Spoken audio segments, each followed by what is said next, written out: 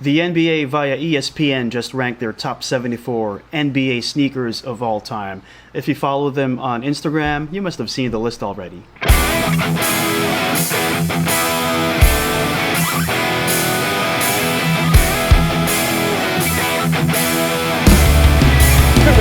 it going? My name is Sean. Thanks for being here. So we're going to take a look at the top 10 sneakers in that list.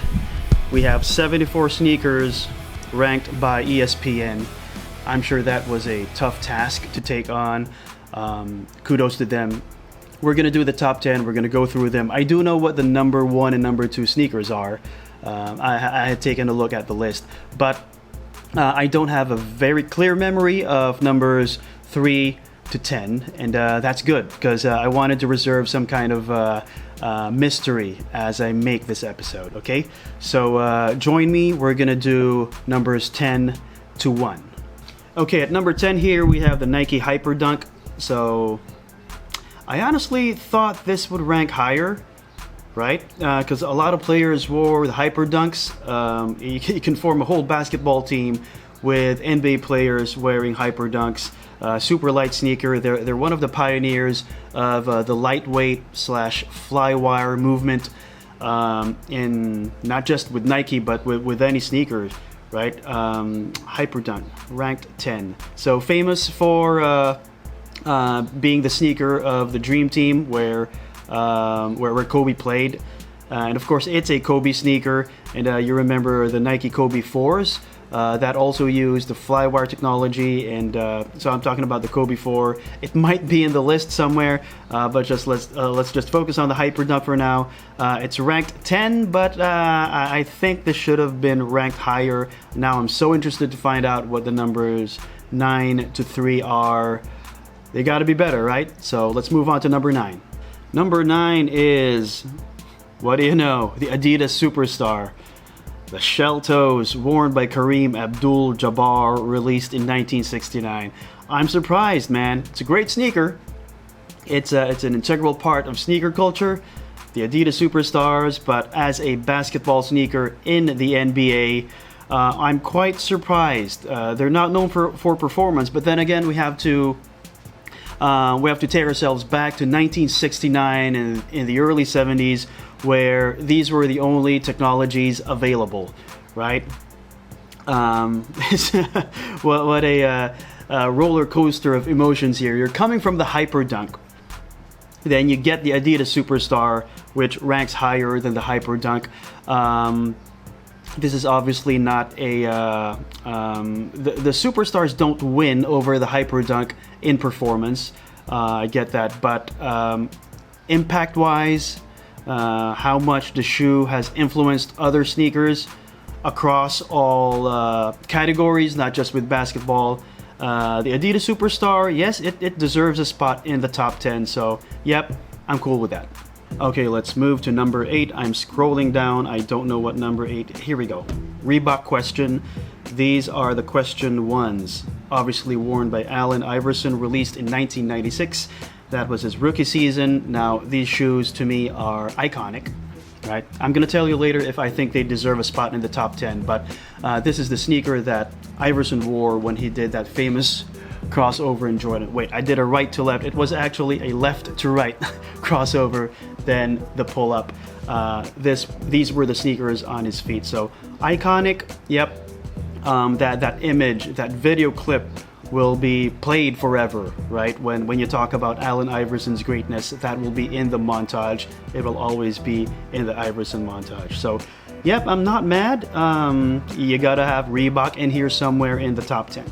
Number 7 is, here you go, Nike Kobe 4, released in 2009, worn by Kobe Bryant, right? So the Kobe 4, one of the first basketball sneakers to be executed in low top form, right? It kind of looks like a mid top, but how you know if it's a low top is you look at the heel, and that has a pretty low heel profile, so it is a low top.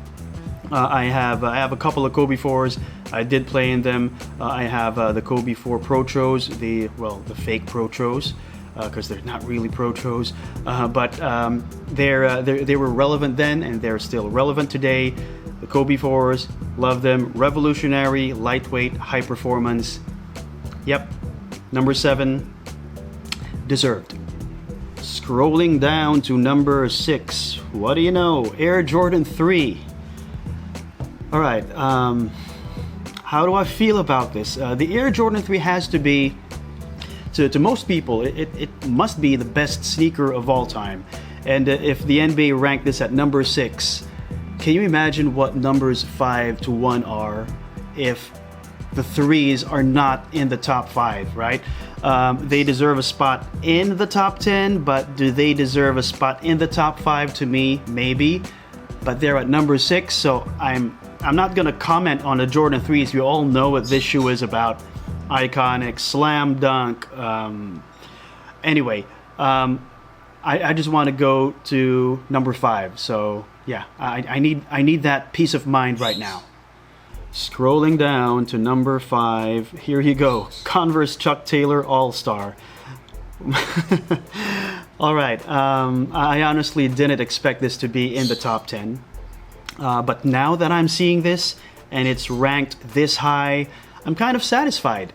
The Chucks, why not, man? It's the OG basketball sneaker, released in 1917. All right. Yeah, I don't know what to say. I'm just oddly satisfied that the Chucks are here. It's obviously an homage to the roots. The roots of sneakers. They're one of the first non-skid performance footwear around. They were actually called the non-skids back in the day. So here we go, Converse Chuck Taylor All-Stars. Man, that feels good. We are now moving on to number 4. All right, Nike Foamposite 1. Okay.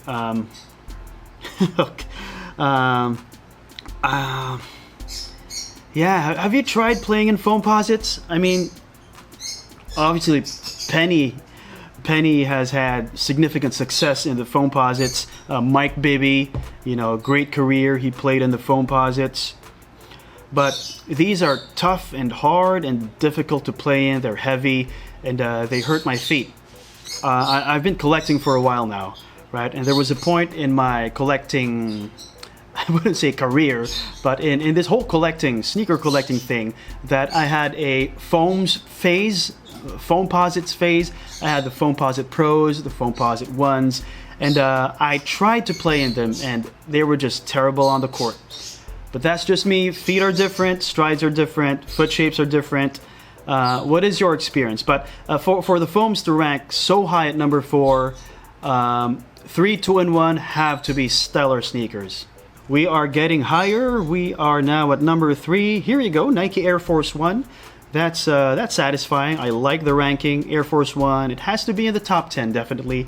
It deserves the number 3 spot, in my opinion. It's one of the pioneer sneakers. It's the first basketball performance sneaker to carry the Nike Air technology, right? Heavy sneaker, but that was the tech back in the day. Released in 1982, worn by Moses Malone, and more recently by Rasheed Wallace. You remember the Pistons era. Rasheed Wallace, he wore the AF1 highs, and he was successful in these sneakers. Air Force 1, better suited to be a casual sneaker these days. I love it. Number 2, and I'm not gonna pretend I don't know what the number 2 sneaker is. We have the Air Jordan 1, worn by, who wore the Air Jordan 1? I think it's a guy by the name of Michael Jordan, released in 1985. Yeah, iconic sneaker, and these days they're more of a casual sneaker. Nobody wears Air Jordan 1s. Well, sometimes, PJ Tucker, when he wants to flex. Who's this other guy? Montrezl Harrell. You've seen these guys play in 1s. I believe Jordan Clarkson also played in some off-white 1s. But that's more of a flex sneaker. They wouldn't wear that for consecutive days. Air Jordan 1, iconic. What else do I have to say about the sneaker? It ranks at number 2, well-deserved. And ladies and gentlemen, the number 1 sneaker in NBA history, according to ESPN, is the Air Jordan 11. Yes, I knew about it. I've seen the list. I told you. It deserves the spot. Yes, revolutionary sneaker. It's the first performance basketball sneaker to carry patent leather. And before this, you know, patent leather just belonged in shoes you would wear to the prom or to a wedding. But they slapped it on the 11s, and Michael loved it so much, and he wore it at a time when he wasn't even supposed to wear it yet, right? They weren't released, they weren't teased, no marketing was drawn up for the sneaker, but when Tinker showed him the sneaker, he said, hey, I'm gonna wear that, and he wore it in a playoff game. It's insane. And, I love the sneaker. I have a pair of Air Jordan 11s, well, multiple pairs of Air Jordan 11s, and they're always gonna be in my rotation. AJ11, number 1, well deserved. Okay, that's it, guys. Are there sneakers in the list, in the top 10, that you think shouldn't be in the list? And are there sneakers that aren't in the list that you think should be in the top 10? Let me know. It's going to be an interesting conversation. Be safe, guys. Gotta go. That's all the time we have for this episode. Remember, your value as a person is not measured by what's on your feet. Be kind. That's more important than the sneakers. I'll see you next time.